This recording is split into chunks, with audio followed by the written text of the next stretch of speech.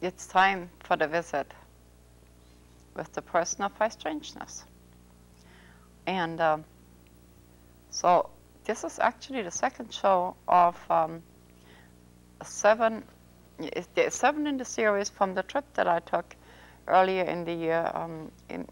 We left in April and returned in August. And Nazhioni, and I want to tell you about the shows. They all have the same name, Nazhioni. That's a Navajo word, and it means a beauty way. So when a medicine man takes you on a journey, that is called the Nazhioni now. And because the Navajos named the RV that we had taken this trip in, we decided to name it Nazhioni. So this is the second part in a series of 7. And last week we took you from Washington State and the Yakima Valley all the way to Montana to the snow-capped mountain and some snow. So, and that's what we're going to pick up today. So if we can cue that clip, please. And we're going to take you from the snow-capped mountain of Montana to Crackerville, Montana. That's where we're going to talk to the truckers. We're going to take you to the Crow Reservation and the long way around, and you will see every weather that is known to man.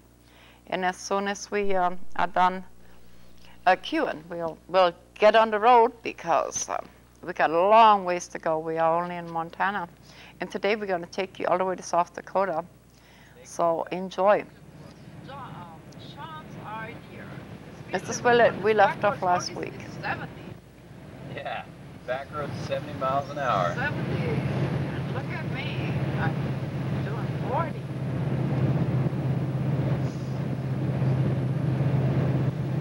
What do you think of that? Look at this. It's going to rain like crazy. Look at that weather here. It's been sunny all day, and now we got a few clouds coming in. It snowed. Yeah, it did snow for a little while. Look at that. The lady said it's flat. Yeah, flat. It was flat for Montana. Look at that. Yeah. Look at the clouds. That's clouds. We're not too far from Missoula. We're going to the Flying Jays.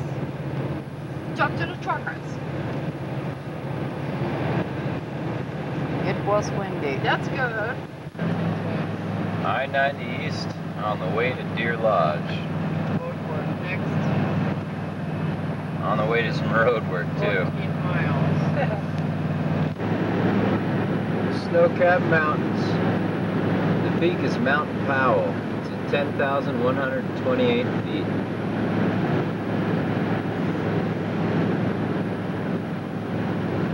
That's where you was going to take me. To Yeah. a ghost town out of all things. Yeah, ghost town on the top of the mountain. We voted, we got outvoted. Now, I'm so glad he did get outvoted. So now we're going to go to Deer Lodge. That was the plan, to go to Deer Lodge. Here's some bites. Ready? Ready. Okay, and you are Mark? Uh-huh. And we are where? In Crackerville, Montana. You think that's loud enough? Yeah. We are in Crackerville, Montana. We ran into your lovely wife at the Flying Jays. Uh-huh. And she said that you could kind of help us out with this interview. Sure. You talk to the truckers all the time? Oh, yes. Uh-huh. That's my job. I'm a dispatcher. Uh-huh. Cool. And so what do you hear out there about the what they call them, four-wheelers? Four-wheelers, yeah. Uh-huh. Well, they're pretty inconsiderate. They just, they don't realize what it takes to stop one of them big trucks. Yeah. You're running about 80,000 pounds, and you can't just stop instantly. Yeah. And so if, in your opinion, if the truckers could change any of it, what would it be, do you know? Just to make the drivers aware Uh-huh. of what it takes to actually stop one of their vehicles. Yeah. Safety. With the safety part of it, it's just amazing how many people don't realize. Yeah. Well, if we raise the awareness, I'm not so much for legislation. I think we are overlawed, period. Oh, yes, I agree. But in some ways, I think it would be good when you take your driver's license test that you should study something on that. Would you agree with that? Oh, I definitely agree. Mm-hmm. I definitely agree. Anybody that has any, responsibility at all should have to take safety awareness of what it takes to stop on the big trucks. I used to drive truck. I drove for about 10 years, and I decided to get off the road because of that. Because of that? Not just because of that, but that was part of the reason. Yeah. So this is so inconsiderate. Now, you sent to the dispatcher. We in the RV here. We doing 50, and I feel safe. So put on my emergency blinker. If you tell them I'm heading east, not to run over me, Right. I'll be considerate. Yeah.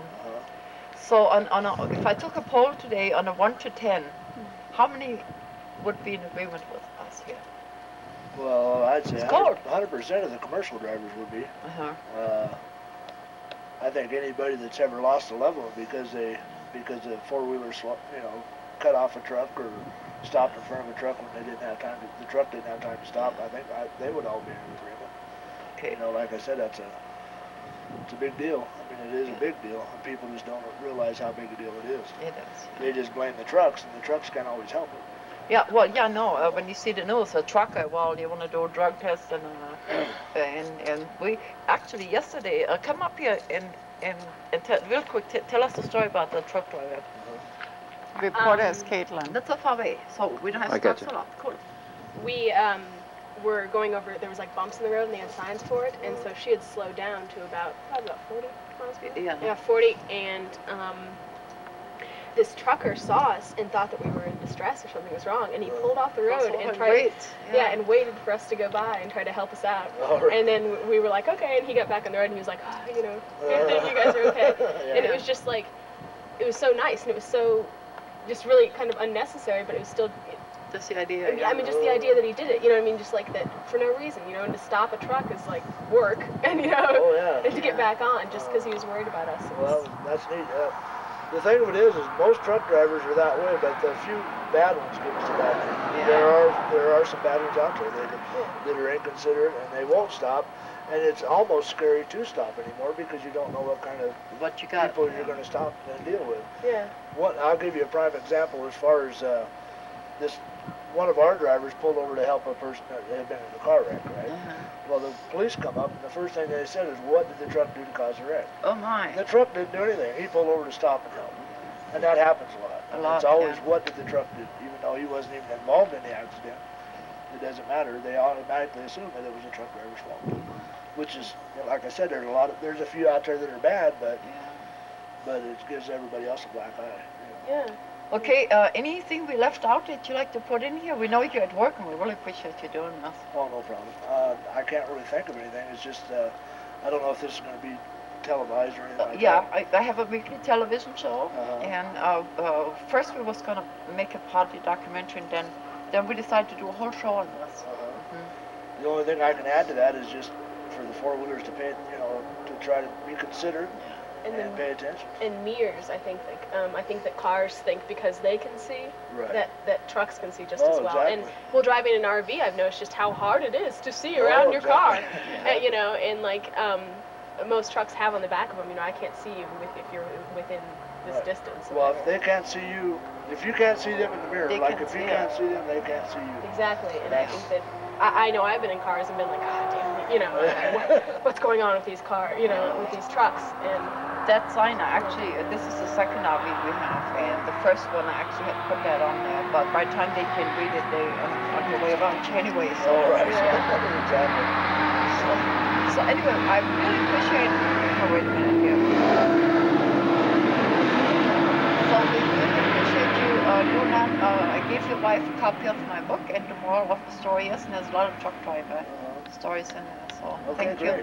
And if you do me a favor, we go on east. If you tell them you got slow pokes, but I don't consider it. Oh yeah, for sure. That would be great. Thank you very much. Well, I appreciate you stopping by. Thank you. Yeah. Thank you. Here's a view of Crackerville.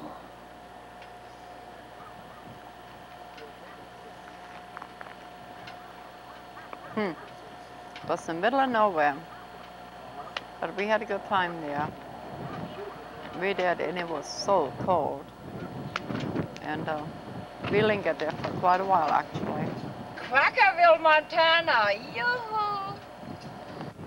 Out of the mountains in southern Montana. The scenery's changing. Everything's turning flat. And the wind has definitely increased. 50 mile an hour by now, the wind. Today we're heading out to the Crow Reservation and the Northern Cheyenne Reservation.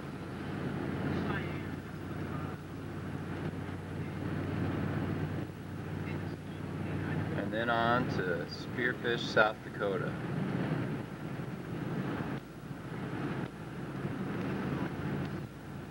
It was so cold. Just looking at the clip just makes me freeze all over It's a again. really, really rainy day. We're up here right outside the battleground on the Crow Reservation. So we stopped at the agency and got permission to share this with you here. And we're going to be heading up this highway here, 212, and take you deeper into the reservation. The first place we're going to is going to be Custer's Battlefield, and take some pictures for you there. And of course you have teepees with the plain Indians. And when we go into the southwest, there will be Hogan's. Now we're inside of the store. Are you still saying it's crazy? And I think you should, don't you? they have, I'm going to go back the other way, aisles of a lot of souvenirs, and mostly souvenirs.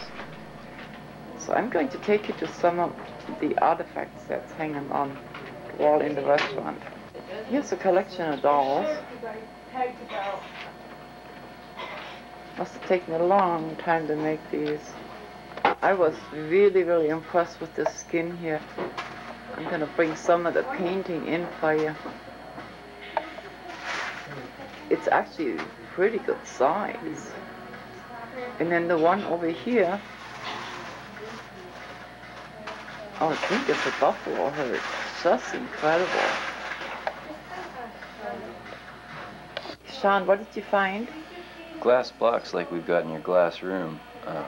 They etched a design into the front and put a wick in it so you can fill it with oil and use it as a lamp. How well? Maybe we need that. And actually it has a hummingbird. It's got a hummingbird. It's a hummingbird. Cool. This is a portrait that's hanging in the restaurant. Looks like an actual photograph, actually. And here's a garment on display. The clothes here, I asked what they were. I thought they were shells or something, but they're actually elk teeth, I was told. What wonderful work. I wanted that dress so And here you have a cradle board.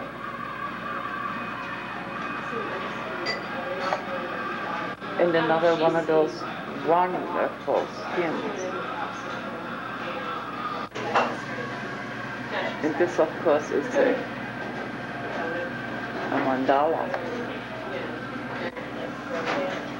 Yeah. Just wonderful. It appears to be a photograph rather than a painting of a campsite. Spotted Eagle's hostile Sioux village at Tongue River. Tongue River. Okay, now when I come down here, these are paintings on a rug. Now, if you remember, the Yepetes and the Cachinas of the Hopis and the Navajos, what similarities we actually have here. This was actually a Navajo rug, it turned out later. This square headgear. And speaking of square headgear, this is Sean, our camera person. And he's going to do a lot of work for us, so thank you, Sean. We're in, what, 3 states? Mm-hmm. In Missouri. So how was your trip so far? It's pretty incredible. We've learned a lot of stuff. Good. So we're gonna have... I've seen you move weather. Yeah. Yeah, Ooh, yeah, yeah. Thank you for acknowledging that. Yeah. So right now, I did. let me take a picture of this beautiful burger. You know what this is? This a buffalo burger. And they cut your fry bread for you. Fry bread in buffalo burger. Cool. This is a pipe. It is huge. And it's now an ornament on the ceiling of the trading post. Should be interesting if some of these things could talk. And then here I was trying to do a little ceremony, and here come the dog. And he's just sitting here watching us. Yeah. And actually, just sitting there. Actually, that's, I believe that's the end of the clip already. Boy, that was fast. We had, I want to tell you a real quick story about that dog. I wanted to go to Custis Battlefield and do ceremony. Well, it turned out that I was too high. I was on Highway 212 and I couldn't come down, drop down any. So I thought, well, I could just take some tobacco and put it in the window, so as I'm driving, it'll just fly away. And that's what we did. And so as I opened the door to do that, here was this dog, and I kept saying, watch the dog, watch the dog. Well, nobody saw it, and then so we thought he wasn't even there, but it later turned out he showed up in the video.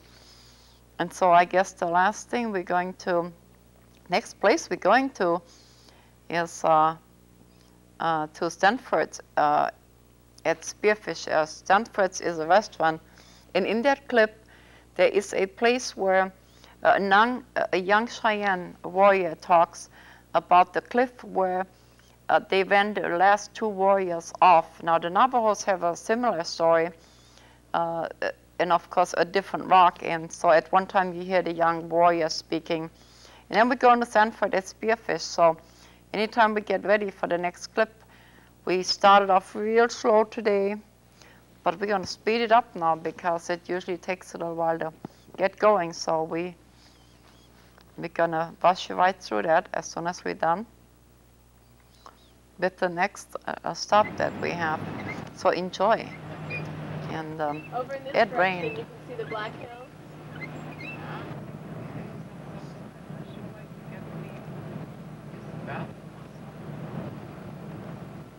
That's on the reservation. Another rather poor-looking town. Is that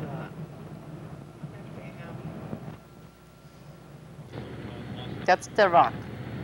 The white stones going down this mountain here are where the last two warriors walked down. And so we were actually able to share pictures from the Navajos with this young Cheyenne. Look at those formations. These were buffaloes. Then we ended up spending 2 days on the Cheyenne reservation. Coming out of a small pass here.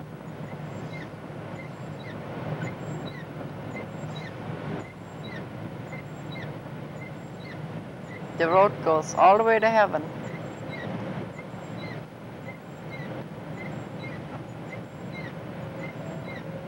You're going to have to take a picture. That's on the Cheyenne reservation. There's a lot of antelopes out here in Montana.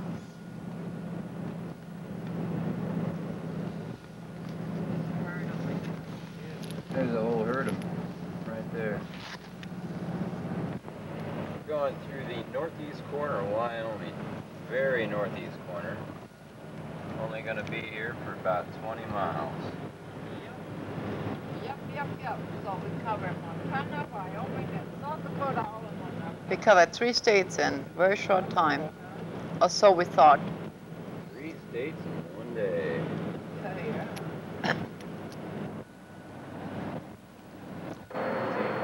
Sean had been to this place before.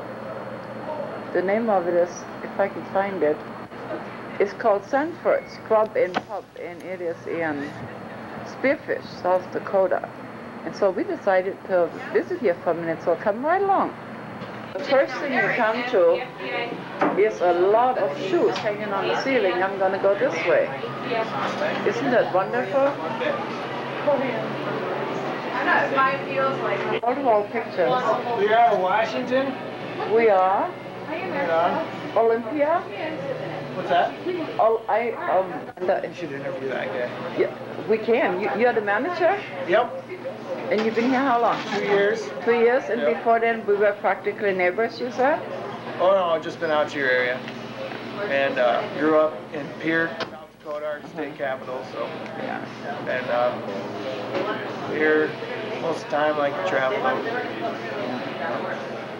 Yeah, we left a month too early. The weather has just been Oh horrendous. yeah, this is your type of climate out here now. Yeah, we had no trouble driving in the rain. It was the snow we didn't want to deal with. Okay. And it was too windy. You guided me to a young man here, and then he got away, I think. Yep. You should interview Corey. He's in a band. I'm not very good at interviewing. Yeah. You're in a band? Yep. No. What kind of band? A funk band. A funk band. Funk band, he said. Made of funk and rock. Well, that's pretty good. They haven't had one of those in a while. Since the 60s. It's oh my goodness, look up here. I'm gonna accept you right around. All kinds of things here. Oh yeah. Yeah. Oh, so you have a ghost? Yep. He. Oh, never really seen him. Sits up by the booth sometimes. He'll call us on the phone. He does? Yep. How cool. And he hangs out in the prep room. Yeah. But this used to be an old garage. Yeah, you can't tell what it's from the outside at all. Yeah. So, but yeah, we have some kind of Sanford spirit or whoever. That, like when I'm here late at night doing the books, I'm the only one here. Lights are off. Yeah. And you just, I mean, some weird stuff goes on. But Yeah. get used to it. Yeah, it is. But yeah, the last one we were in the office in the prep room, the phone was ringing, and we went in there and picked it up, and nobody was there. It just started ringing. Okay. So, yeah. Cool, thank you. I'm gonna walk through here and then get back to you. Sure. Bob Hancock, you said? Wild Bill Hancock? Yeah. Yeah, I guess there's quite a few. It's a little noisy. I'm gonna film It's the always noisy where I go. You can hear two strange faces. Stuff in their faces. There you go. That's Sean. He's got French fry. Get him with the French fry in his mouth. Oh, there you go. It's John, yeah. And Catlin. He does a pretty cool monkey, too.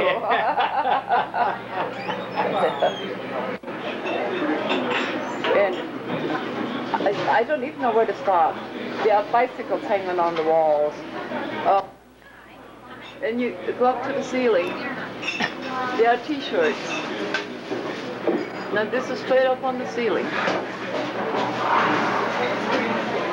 There are records. All neat stuff. And every kind of beer bottle you could imagine. Have a look at this. Brick of fried onions. Now that's why we went there originally, for that. Cool. And then it is divided into little booth areas here. Then walk slow. And each booth, I guess, has a different theme.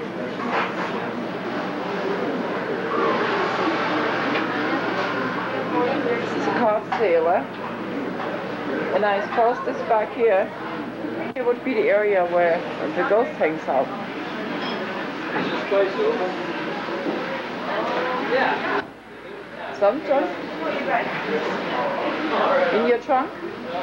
I have to go to St. Kurt's pub. That's on the back of her t-shirt.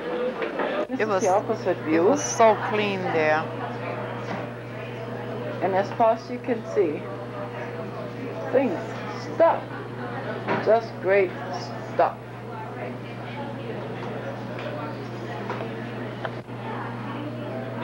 Look at that table, how clean it is. I'm assuming this is the end of the wall here.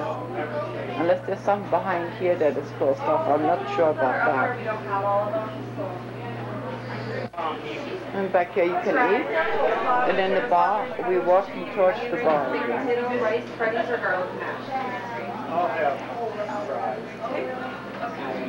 Here's the old bike. They just hung stuff from And this everywhere. could actually be a motor. It looks like some kind of motor from a big rig or something. So it's a busy place and it's early in the evening. Old washboard.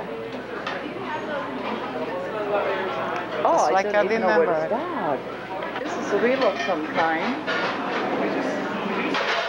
It's huge. Then here all photographs and I can't see so good, so I don't know what that is exactly. People just drop off things from everywhere. And basically they say, well, if it's in your trunk, bring it here. Somebody might need it. All right, go ahead.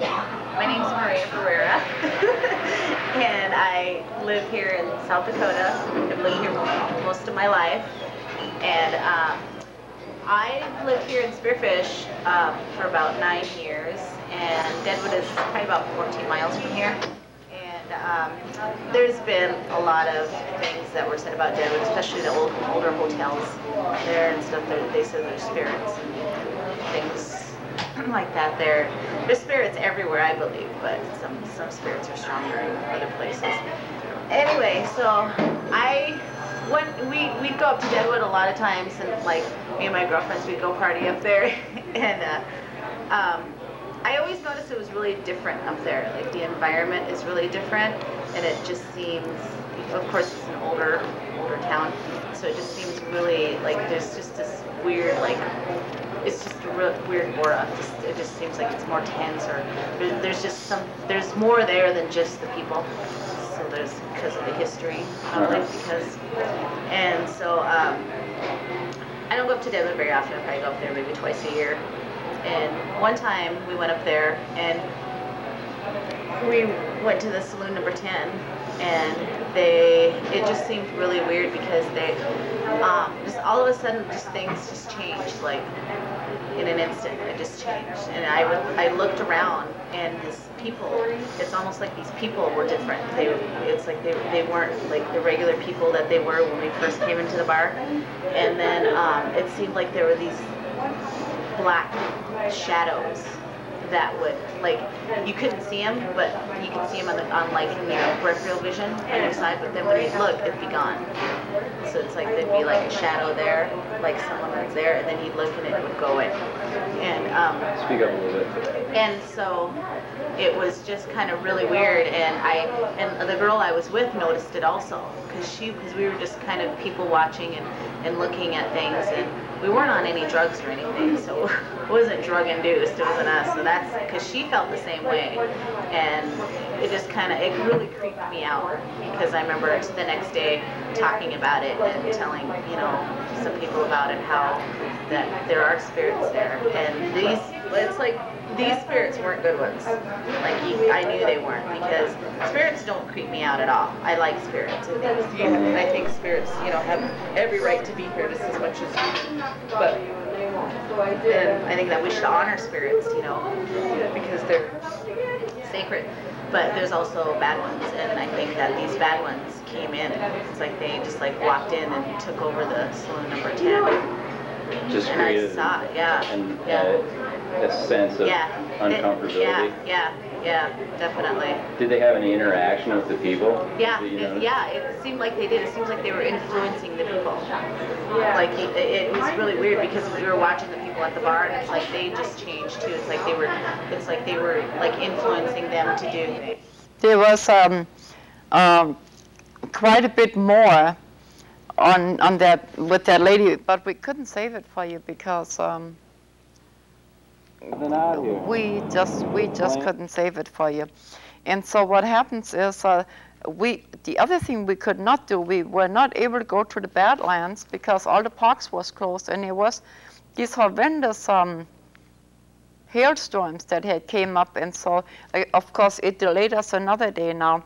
next week you will see how lucky we were to have been delayed as much as we did, or else we would have really run into some problems. Now, so we couldn't really take you to the Badlands. Really quick to give you a background, it is a lot of ragged ridges, prairies and canyons, and the upper prairie varies from great grassy flats to gentle grassy areas, and then they act as a wall, and that stands between two parts, one like a barrier from going north, and I think it's north and going south.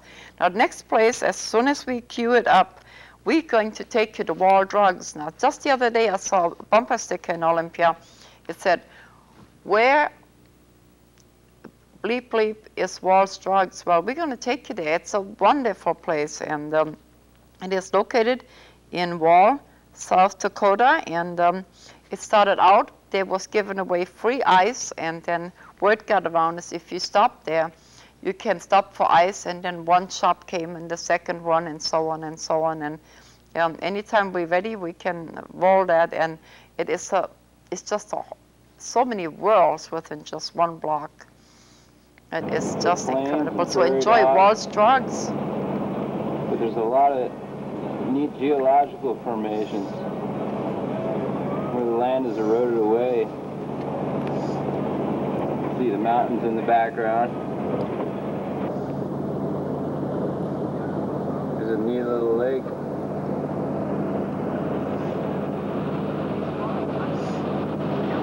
Cliffs on the side of the lake. You see the land just moves all over the place.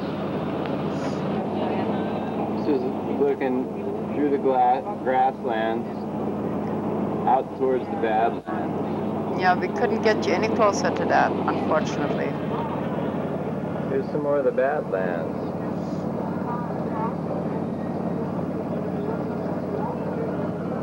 A talking crow. We're outside of Rapid City, South Dakota. It's pretty cool. Racing one day, and he came. We gave him some cashews. He left, come back, and we noticed he had a hole in his chest, right? Yeah. So we just took a gamble, sewed him up with thread, turned him loose, and he's gone like 3 days. And then he came back, and from that day on, he's 4 years with me. Just never wanted to leave. And then, you'll hear him if you can catch him at the right time. He'll talk to you. Cool. He might tell you stop that noise. Tell him stop the noise. Fuss at him. Thank you. Hey, buddy. Hey. Hey. Yeah, well, it was actually here that we were told about the drugstore, and it was so windy. Yep. That we couldn't get all the signs. It was just so windy. Wind affects the RV so that's much real too. time shaking all over the place. Still. Street of Wall Drugstore. As you can see, it sprawls a good distance here. It's a pretty big place.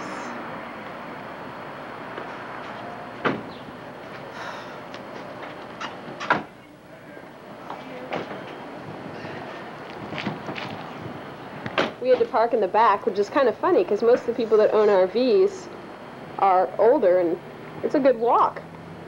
But I guess it's the only place that they had room. We just got permission from the mayor to film this. So as you come in here, you get some old timers sitting here, just hanging out at the mall as it is. Gentleman from the past, not the one that just walked by, the one that's standing right here. And even took his hat off. View of the hallways. Now, there are a multitude of stores. This whole complex is several blocks long, actually. And here is a busy man. He looks like he could be rather challenging at times. There's a lady waiting to be picked up. This lady's also waiting to be picked up, and she is not any Oakley. And look at that. How funny. Ha-ha. Magic, magic. There's just so much. You got a multitude of birds up on the wall. A lot of wildlife. This is a totem pole. I'm going to start at the bottom and then gradually go up for you. It is pretty tall. These little crevices here, they are built into this, to the walls, in between the walls and the ceilings. And then here we have a stagecoach, right under there. A lot of paper work in commemoration of the people that were responsible for this drugstore. Now, up here, I'm going to swing up here. It's a buffalo. They look so real. Really interesting that this is a drugstore. And so far we haven't seen any of this. Now, in here is a chapel where I suppose that would explain the sign. If you're on your honeymoon, you can come in here and get married, and it says, "Welcome, traveler, if you're a weary soul." And all these discrepancies here in the light, I am not doing that at all. I can see it in my viewfinder. Yeah, we couldn't locate the source of that light. This hallway, and there are just too many to show you. It is lined with photographs and photographs. I'm going to swing around here. There are just too many here. That's incredible. Bust for sale, $20,000. Yep, $20,000. You can purchase this exhibit for $22,000. And it says, "Please do not handle the sculpture." No problem. You know the policy, if you drop it, you buy it. We're not going to handle it. Full-size bears in the next hallway. And again, the walls are adorned with pictures. In the back here, you have a store. Get fudge for the logger, the donkey and his friend. I'm going to bring that in for you. These are all actually stuffed, so if you didn't know that, they look awfully close to life. You have a mountain goat and an antelope of some kind, and bears and a buffalo and an elk. Then here we have another cougar. Pretty realistic. Everything looked real there. But I would assume this is a one-man band, and it says out of order. This whole wall has paintings. I'm pretty taken by these tiles here. That is real nice. Then here, a photograph from, here you have a Navajo blacksmith. And over here, Dakota territory.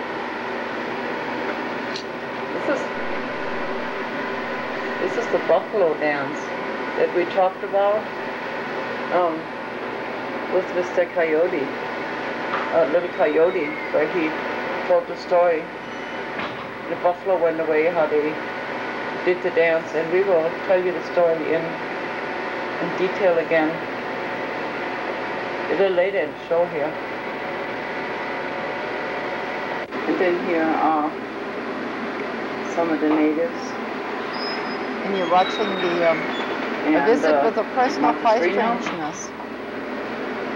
Then here you have custom and so. Doesn't look like he's cooperating too well. We have a lady playing cards. This is a painting of a buffalo hunt. And then actually, I'm going to step back here for a minute, because this is called an apotheke. And an apotheke is a drugstore the way I remember it. It's a Latin word. And that is how you spell it. When I was coming home, when I was growing up, that's what we went to, the apotheke. It doesn't look like anybody's here. So I don't know if that's what it originally looked like, or if this is an actual store now. I would almost think that you could buy things here, and then here's a portrait of a lady, Dorothy Hosted. She bought the place in 1931. Yeah, and even a picture of the Pope. The only, if I can find it for you. The only drugstore in the area. And so I would assume they have every remedy known to man in this little store. And by 1936 it hadn't went very far, so ended up at a little side street. That's when the ice was brought in to advertise. Main Street. And that worked. Huh. Wasn't kidding when I said there was another whole world here. Plastic animals, skins. See, if you offer people something they need, cars. With good humor. Take you back into this wall and wait till you that's what you see end up there. with. This gentleman wasn't yet, but he's kind of cute.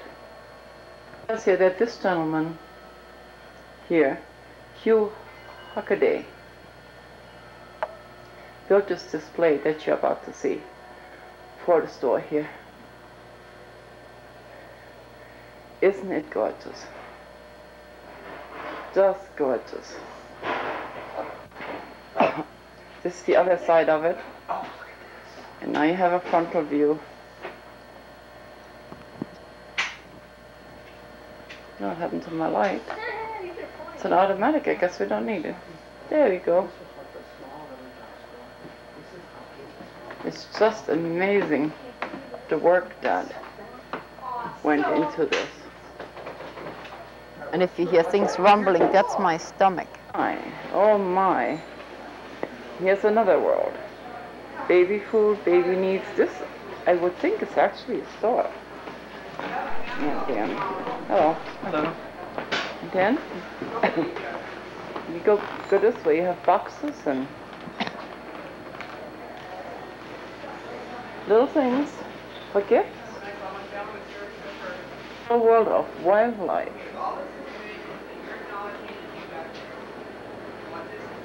So incredible. See if I can bring them in for you. All the things that they have. Cats and big possums and, oh, there's a fox. I have not seen a fox for many, many, many years. 37 to be exact. And there's a red fox right next to it. They're such beautiful animals. I'm gonna walk around and give you a frontal shot of him. And then here, and here, of course, is another cougar. Oops, I'm sorry, that was a little bit too fast. And here's this beautiful fox. I used to see those all the time when I was a little girl.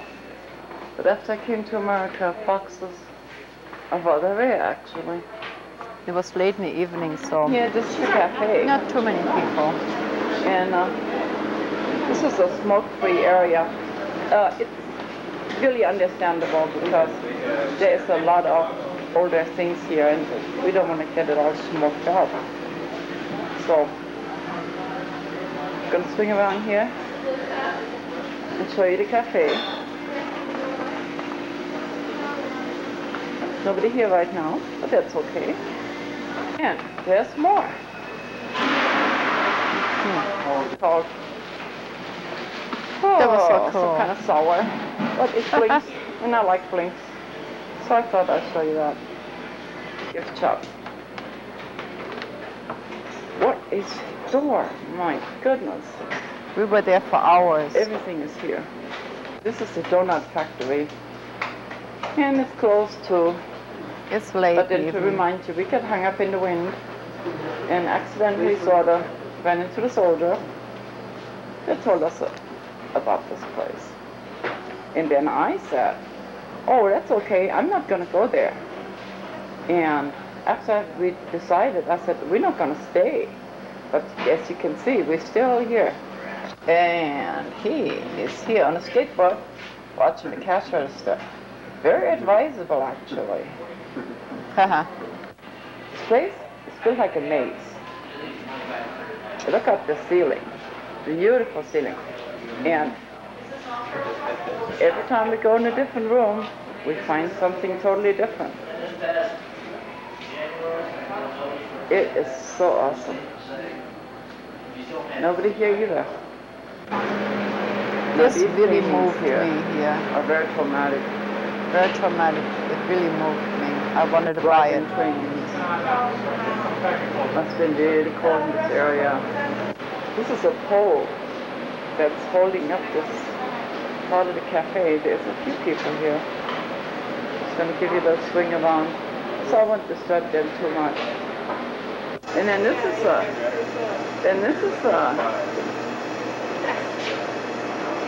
picture of a miner. It's a better shot of it. You're watching a visit with the person of High Strangeness. Race injustice in American West, 1980 to 1920. People are just shooting each other. I would like to think we've come a little ways since then. I missed him. And you're going to have a 5-cent cup of coffee. 5 cents. And a 69-cent donut. 5-cent cup of coffee. These are pillars, just like the last ones I showed you. They hold up these rooms here. I'm walking backwards, so if I falter a little bit, that's why. And then this is part of the other pillar. Here you have a whole chart. Here's one. And there's one. Take a whole day to go there. Photographs. If you want to visit there. You need a whole day. I had seen some of those before. Yeah. Dann sind wir besser sharing with you. Some more. These are Cheyenne and Lakota warriors. Where everybody is. And then this was the original street, I guess. 1931. And this is in the yard here. Ah. We can sit in the yard. And every time we're done, we find something else for you. Yeah. Pizza hot dogs. Sean likes monkeys. He likes bathrooms. And so that's why. Do not climb on the gorilla. That comment. Just had to Here remind you have him. a bucking horse. And a horse, and a catch. It says, do not climb. He spotted on it. the gorilla. Then here's the buffalo. There you go. And then you have a little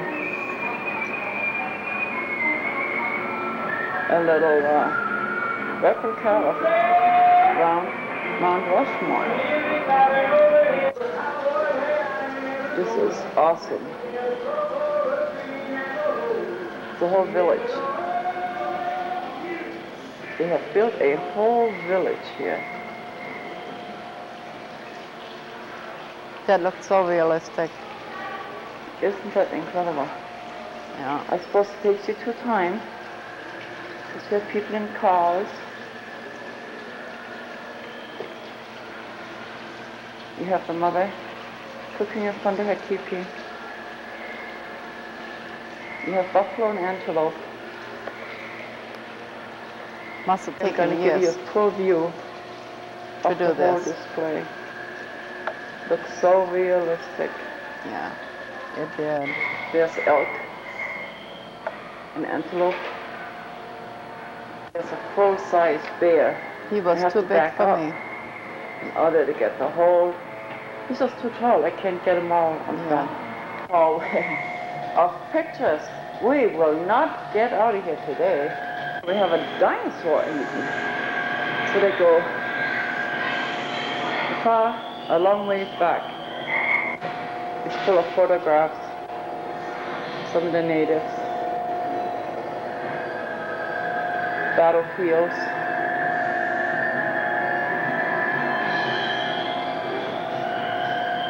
What a history. What a history. These are elk teeth on her dress. I wanted one they of now those. use some of made from plastic, but before it was made out of elk teeth. There's a lady. There's a lady. You don't have to worry about her going anywhere. She's just sitting there, enjoying the view. She looks a little stiff, if you ask me. Ah, yeah, it's kind of custard, I would assume. Watching out, just come in, look around. Of course, the door is closed, so we can't do that. This is the last picture in this clip, and he's just awesome. He's just beautiful, and so I don't know how I'm for time, but I would like to tell you that next week we're going to continue this trip, and I will tell you, excuse me, I'll take you as far as we can go over the next 7 weeks. And right about here, that's when the weather started getting really, really bad. And if you remember, in 2003, there were 630 tornadoes. Well, we hit 14 of them.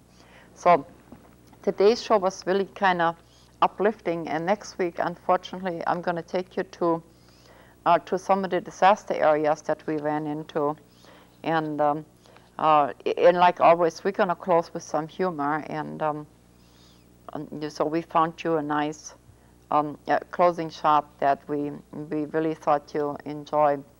And I thought it just would be nice to take you along each year so you can see what happens when we have to help with the friends, because we do need help. It costs a lot of money to go to these places and get all that footage for you. And so just to remind you, I do appreciate help. So am I begging? Yeah, I think I am. So maybe you can help me make this possible again next year, where we can take you to all these places in the United States. And just to remind you, this is Nazhioni. The second part of 7 shows about this trip. I told you there was 4, but then it turned out that there are actually 7. And here, I don't know when our closing clips comes on, but here it is talking about the Badlands. Is said that it is some of the most rapid landscape anywhere on Earth, and that we found that to be really true. And it said the siltstone, mudstone, and volcanic ash areas are easily worn away by the forces of nature, and these forces have sculptured, I can't say that word, a magic land. World Drug Store is open, I believe, 7 days a week, and I think they close at 6 o'clock, and it was a really, really nice experience.